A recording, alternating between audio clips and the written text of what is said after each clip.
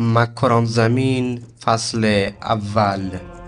بلوچستان به نوار دریای جنوب شرقی ایران به امتداد جاسک تا کراچی پاکستان و بخشی از ایالت هلمند و قندهار افغانستان گفته می شود.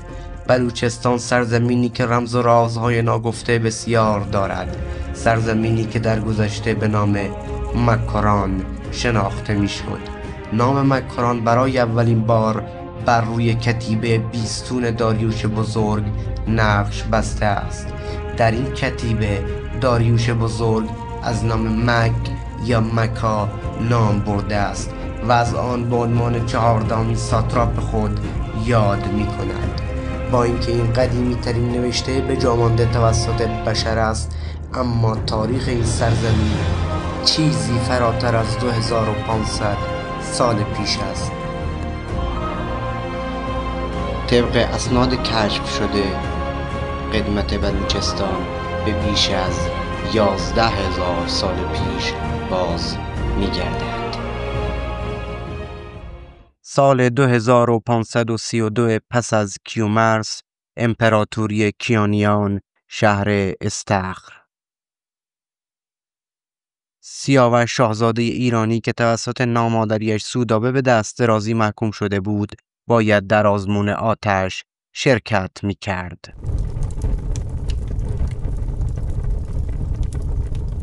پس از سربلندی سیاوش از این آزمون هنوز چندی نگذشته بود که تورانیان به مرزهای ایران حمله کردند.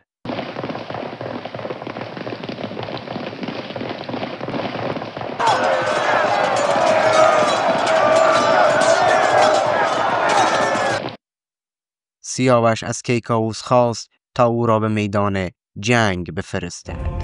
ارتش ایران به فرماندهی سیاوش رهسپار شد.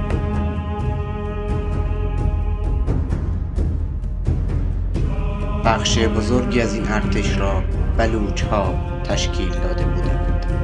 فردوسی چنین میگوید: گزین کرد از آن نامداران سوار، دلیران جنگی 12,000، هم از پهله و پاس و کوچ و بلوچ، ز گیلان جنگی و دشت سروج. طبق گفته فردوسی بلوچ‌ها ایرانی و آریایی هستند.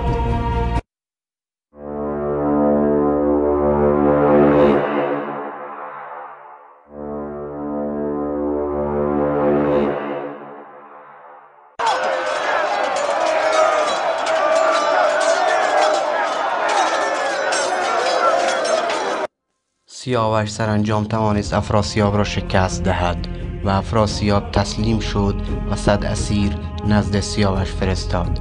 خبر پیروزی ارتش سیاوش توسط رستم دستان به کیکاووس رسید، اما کیکاووس دستور به قتل همه اسیران و ادامه جنگ داد. به همین خاطر رستم جنگ را ترک کرد. سیاوش نیز از این دستور سرپیچی کرد و در توران شهری به نام سیاوش گرد تأسیس کرد.